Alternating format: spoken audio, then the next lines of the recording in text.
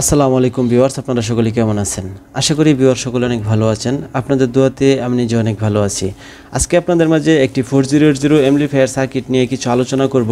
তো এই সার্কিটটিতে কোথায় কিভাবে পাওয়ার কানেকশন করবেন, কোথায় ইনপুট করবেন আর কোথায় থেকে কিভাবে আউটপুট নেবেন, এই সব কিছু নিয়ে এই ভিডিওতে আলোচনা করব।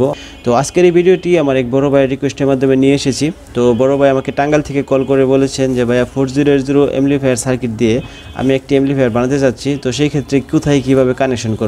তো বড় ভাইকে যদিও আমি ফোনের মাধ্যমে বলে দিয়েছিলাম, তারপরেও উনি আমাকে বারবার রিকোয়েস্ট করে বলেছে যে বড় ভাই আমাকে ভিডিওটি আপলোড করে দেন, তাহলে আমার বুঝতে সুবিধা হবে। তো তার জন্যই আজকে এই ভিডিওটি আপনাদের মাঝে নিয়ে এসেছি। তো এই ভিডিওটি থেকে শুধু ওই বড় ভাই না, আপনারা অনেকেই এই ভিডিওটি থেকে উপকৃত হতে পারেন, তাই আপনারা ভিডিওটি না টেনে শেষ পর্যন্ত দেখতে থাকুন। তো ভিডিওটি শুরু করার আগে এই সার্কিটের বিষয়ে কিছু ইনফরমেশন আমি আপনাদেরকে দিয়ে দেব। তো এই সার্কিটটি আসলে একটি ক্লাস এইচ অ্যাম্পলিফায়ার সার্কিট, আর এই সার্কিটটি কিন্তু আসলে অরিজিনাল অফিসিয়াল সার্কিট না। এই সার্কিটটি কিন্তু চায়না থেকে অ্যাসেম্বলিং হয়ে আমাদের বাংলাদেশে এসেছে।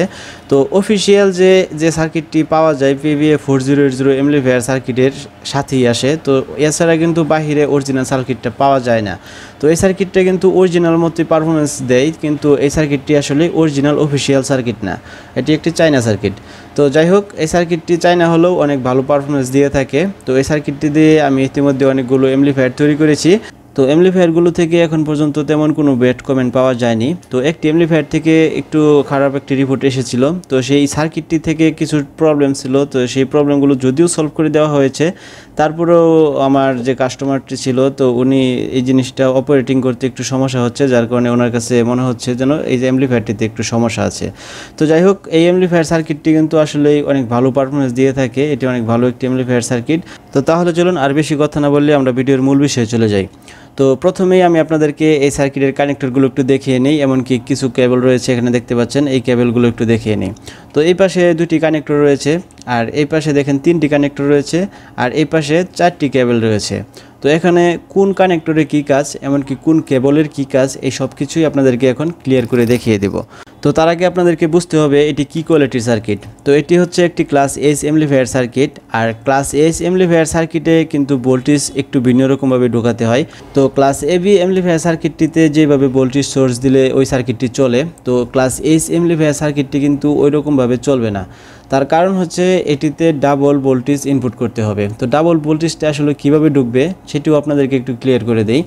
তো ক্লাস এইচের মধ্যে কিন্তু মূলত আসলে দুইটি ভোল্টেজ ঢুকাতে হয়, হাই ভোল্টেজ এমনকি লো ভোল্টেজ। তো লো ভোল্টেজটা কী কোয়ালিটির থাকবে আর হাই ভোল্টেজটা কী কোয়ালিটির থাকবে, ওই সার্কিটে কী পরিমাণে ট্রানজিস্টর রয়েছে, কী কোয়ালিটির ট্রানজিস্টর রয়েছে, তার উপর ডিপেন্ড করে আসলে ওই ভোল্টেজটা নির্ভর করবে। তো তাহলে চলুন আমরা জেনে নেই যে হাই ভোল্টেজ এমনকি লো ভোল্টেজ কী ধরনের ভোল্টেজটা এখানে ঢুকবে। তো এখানে কিন্তু মূলত ডিসি ভোল্টেজই ঢুকবে, পিওর ডিসি এখানে ঢুকাতে হবে ফিল্টারিং করে। তো পিওর ডিসিটা আবার হাই ভোল্টেজ এমনকি লো ভোল্টেজ এটি কীভাবে ঢুকবে।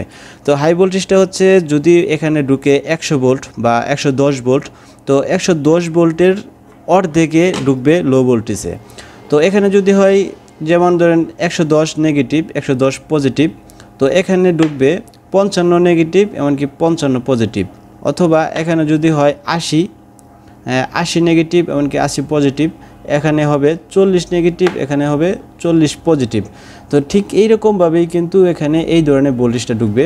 তো এখানে কিন্তু যে এখানে দেখবেন যে সার্কিটের গায়ে লেখা রয়েছে, তো এখানে এইচবি পজিটিভ এমনকি এখানে এইচবি নেগেটিভ, তার মানে এখানে হাই ভোল্টেজ পজিটিভ এবং এখানে হাই ভোল্টেজ নেগেটিভ। ঠিক একইভাবে দেখবেন এখানে লেখা রয়েছে এলবি পজিটিভ এমনকি এখানে রয়েছে এলবি নেগেটিভ, তার মানে লো ভোল্টেজ পজিটিভ এমনকি এখানে লো ভোল্টেজ নেগেটিভ। তো এরকমভাবে কিন্তু আপনাদের সার্কিটে একদম মার্ক করা থাকবে, এমনকি সার্কিটের গায়ে লেখা থাকবে, ওইখানে দেখেও কিন্তু আপনারা লাগিয়ে নিতে পারেন। অথবা যদি আপনারা এটি বুঝতে কোনো সমস্যা হয়, তাহলে আমাকে কল করে অথবা কমেন্ট করে জিজ্ঞাসা করতে পারেন, আমি যে কোনো সমস্যার সমাধান দেওয়ার চেষ্টা করব ইনশাল্লাহ। তো এই ভিডিওটি থেকে আশা করি আপনারা বুঝে যাবেন, তারপরও না বুঝে থাকলে আমার সাথে যোগাযোগ করতে পারেন। তো যাই হোক ভিউয়ার্স, আমরা এতক্ষণ জানতেছিলাম এই সার্কিটটিতে হাই ভোল্টেজ এমনকি লো ভোল্টেজ কীভাবে ঢোকাতে হবে। তো এখন আমরা জানবো এই সার্কিটটির যে প্রোটেকশন সাইডটা রয়েছে, তো সেখানে একটি 12 ভোল্ট থেকে 15 ভোল্টের সাপ্লাই দিতে হবে। তো সেই সাপ্লাইটা কোথায় দিয়ে আমাদের দিতে হবে। তো এখানে যেহেতু আমরা একটা রিলে দেখতে পাচ্ছি, তো এই রিলেটি প্রোটেক্ট হিসাবে কাজ করে। তো এই প্রোটেক্ট সাইডটারে কাজ করানোর জন্য এই যে সাপ্লাইটা দিতে হবে 12 ভোল্ট অথবা 15 ভোল্ট, সেই 15 ভোল্টের সাপ্লাইটা কিন্তু এই কানেক্টর দিয়ে ঢুকবে। তো এই কানেক্টরে একটি সমস্যা রয়েছে, সেটি হচ্ছে এই কানেক্টরে দেখেন কোনো পজিটিভ এমনকি নেগেটিভ কোনো মার্ক দেওয়া নেই। তো তাহলে আপনারা কিভাবে বুঝবেন যে এই সার্কিটটিতে কোনটি পজিটিভ এমনকি কোনটি নেগেটিভ? তো সেটি আমি আপনাদেরকে সহজে বুঝিয়ে দেওয়ার চেষ্টা করি। তো এখানে আপনারা পাশে আরেকটি কানেক্টর দেখতে পাচ্ছেন। তো এই কানেক্টরটিতে দেখেন নেগেটিভ এমনকি পজিটিভ দুটি অপশন রয়েছে। তো এই দুটি অপশন থেকে আমরা দেখব যে এই নেগেটিভের যে একটি টার্মিনাল রয়েছে, তো এই টার্মিনালটি কোন দিকে গেছে। তো কারণ যেহেতু এই সার্কিটটিতে যে 12 ভোল্টের বা 15 ভোল্টের যে সাপ্লাইটা ঢুকবে, এই সব কয়টার যে গ্রাউন্ড এমনকি নেগেটিভ, এই নেগেটিভ সব কয়টা একই হবে, তো এক জায়গাতেই লাগবে। তো সেই জন্য আমরা এই নেগেটিভটা ধরে যাব। তো এখানে যেহেতু আমরা নেগেটিভটা এই পাশে দেখতে পাচ্ছি, তো তার মানে এই নেগেটিভটা এইটা, এই পাশে যে এই পিনটা নেগেটিভ। তো এই নেগেটিভ পিনটা আমরা দেখতে পাচ্ছি এদিক দিয়ে সরাসরি গিয়ে এদিক দিয়ে গিয়ে এইখানে গেছে। তো এটি হচ্ছে আমাদের এই নেগেটিভ।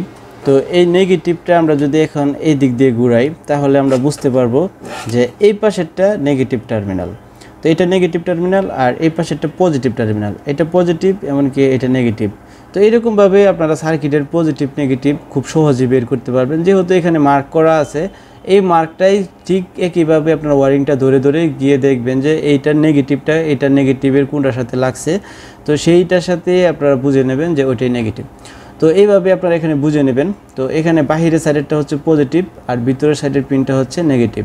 তো এই হচ্ছে এই সার্কিটটিতে 15 অথবা 12 ভোল্টের যে সাপ্লাইটা ঢুকবে এই প্রোটেকশন মুখটারে কাজ করানোর জন্য। তো সেই 15 অথবা 12 ভোল্টের কানেক্টর এটি। তো এটির পজিটিভ নেগেটিভ কীভাবে বের করবেন আশা করি আপনাদেরকে বোঝাতে পেরেছি। তো তারপরে চলুন আমরা জেনে নেই এই সার্কিটটিতে যে 12 ভোল্ট এমনকি 15 ভোল্ট সাপ্লাই ইনপুট করার জন্য যে টার্মিনালটি আপনারা দেখতে পাচ্ছিলেন, তো এই টার্মিনালটির সাথে যে আরেকটি টার্মিনাল আপনারা দেখতে পাচ্ছেন যে কানেক্টরটি 5 পিনের একটি কানেক্টর। তো এই কানেক্টরটি কী কাজ করে? তো আমরা PVA4080 অ্যাম্পলিফায়ারের যে সামনের ডিসপ্লেতে আমরা দেখতে পাই যে ক্লিপ, সিগন্যাল, প্রোটেক্ট এমনকি পাওয়ার যে লাইটগুলো আপনারা দেখতে পাই, তো সেই লাইটগুলোতে কিন্তু এখান থেকে পাওয়া যায়। তো এই কানেক্টরটি হচ্ছে ডিসপ্লে এলইডি লাইটের কানেক্টর। তো এর পাশে যে আপনারা আরেকটি কানেক্টর আপনারা দেখতে পাচ্ছেন এখানে পজিটিভ এমনকি নেগেটিভ। তো এই কানেক্টরটি হচ্ছে অ্যাম্পলিফায়ারের সামনে যে একটি কুলিং ফ্যান থাকে, এক সাইডে এ সাইড অথবা বি সাইডে যে সামনে কুলিং ফ্যান থাকে, তো সেই কুলিং ফ্যানের যে পাওয়ারটা যায় সেটা এই কানেক্টর দিয়ে যায়। আর পিছনে যে একটি কুলিং ফ্যান থাকে, তো সেই কুলিং ফ্যানের পাওয়ারটা এদিক থেকে যায়। তো এখানে একটি পজিটিভ এমনকি নেগেটিভ একটি কানেক্টর, তো এখানে আরেকটি পজিটিভ এমনকি নেগেটিভ একটি কানেক্টর। এই দুটি কানেক্টর মূলত কুলিং ফ্যানকে পাওয়ার দেওয়ার জন্য ব্যবহার করা হয়। আর এই পাশে যে আরেকটি কানেক্টর আপনারা দেখতে পাচ্ছেন, তো এখানে লেখা রয়েছে ইন এমনকি গ্রাউন্ড, আরেকটা হচ্ছে LMT। তো LMT আপনারা যদি বাংলা অ্যাম্পলিফায়ার তৈরি করেন, বাংলা বলতে এই সার্কিটটি দিয়ে আপনারা একটি অ্যাম্পলিফায়ার তৈরি করতে যাচ্ছেন, সেই ক্ষেত্রে তো আপনারা অ্যাম্পলিফায়ার অরিজিনাল অ্যাম্পলিফায়ারের পিছনে যে একটি সার্কিট থাকে ইনপুট এমনকি আউটপুটের জন্য যে একটি সার্কিট ব্যবহার করা হয়, সেই সার্কিটটি তো আপনারা ব্যবহার করতে পারছেন না। তো সেই ক্ষেত্রে আপনারা এখানে LMT এই অপশনটা ব্যবহার না করলেও চলবে, এটি না করলেও কোনো সমস্যা নাই। তো আপনারা এখানে ইন এমনকি গ্রাউন্ড এই দুটি অপশন ব্যবহার করলেই হবে। তো আশা করি আপনাদেরকে এই বিষয়টা বোঝাতে পেরেছি। তো এখন আমরা জানবো এই সার্কিটটি থেকে আউটপুট কিভাবে বের করে নেব। তো এই সার্কিটটি থেকে আউটপুট বের করে নেওয়ার অপশন এখানে একটি রয়েছে। তো এখানে আপনারা দেখতে পাচ্ছেন একটি কানেক্টর রয়েছে একদম ভিতর সাইডে রেলের সাথে। তো এটি হচ্ছে মূলত স্পিকারের পজিটিভ। আমরা অ্যাম্পলিফায়ারের পিছনে যে দুটি টার্মিনাল দেখতে পাই নেগেটিভ এমনকি পজিটিভ, তো এটি হচ্ছে পজিটিভ টার্মিনাল। আর নেগেটিভটা যে বের হয়ে যায় এই অ্যাম্পলিফায়ার ক্লাস H অ্যাম্পলিফায়ার থেকে যে নেগেটিভটা বের হয়ে যাবে, তো সেটি আপনারা এই ক্যাপাসিটরের যে সার্কিটটা থাকে ওই ক্যাপাসিটর সার্কিটের গ্রাউন্ডের থেকে এটার নেগেটিভ বের হয়ে যায়। যেমন এখানে দেখেন গ্রাউন্ড, তো গ্রাউন্ড এটি হচ্ছে স্পিকারের নেগেটিভ আর এটি হচ্ছে স্পিকারের পজিটিভ। তার মানে এই সার্কিট থেকে কোনো নেগেটিভ বের হবে না, নেগেটিভ বের হয়ে যাবে এই সার্কিট থেকে। তো এই সার্কিটটি যদি আপনারা না পান অথবা এই সার্কিটটি যদি আপনারা ব্যবহার না করেন, তাহলে আপনারা যে ফিল্টারিং করবেন ক্লাস H অ্যাম্পলিফায়ার সার্কিটের জন্য যেভাবে ফিল্টারিং করতে হয়, তো সেই ফিল্টারিংয়ের মাঝখান থেকে বলতে যে সেই ফিল্টারিংয়ের গ্রাউন্ডের থেকে আপনারা নেগেটিভ বের করে নেবেন। তো এইটি হচ্ছে স্পিকারের নেগেটিভ আর এটি হচ্ছে স্পিকারের পজিটিভ। তো এই হচ্ছে আমাদের এই PVA4080 অ্যাম্পলিফায়ারের ফুল কনফিগারেশন। তো আশা করি আমি আপনাদেরকে বোঝাতে পেরেছি। তারপরেও যদি আমার বোঝানোতে কোনো প্রকার ভুল হয়ে থাকে তাহলে অবশ্যই ক্ষমার দৃষ্টিতে দেখবেন। আর আমার এই ভিডিওটি থেকে যদি আপনাদের বিন্দু পরিমাণও কোনো উপকার হয়ে থাকে তাহলে অবশ্যই আমার এই চ্যানেলটি সাবস্ক্রাইব করে আমার চ্যানেলের সাথে থাকবেন। আর আমাদের এই ভিডিওটি যদি আপনাদের ভালো লাগে তাহলে অবশ্যই লাইক কমেন্ট শেয়ার করে অন্যজনকে দেখার মতো সুযোগ করে দিবেন। তো আজকের মতো এখানে বিদায় নিচ্ছি, দেখা হচ্ছে পরবর্তী আরও কোনো ভিডিওতে। তো সে পর্যন্ত আপনারা ভালো থাকবেন, এমনকি সুস্থ থাকবেন। ধন্যবাদ সকলকে।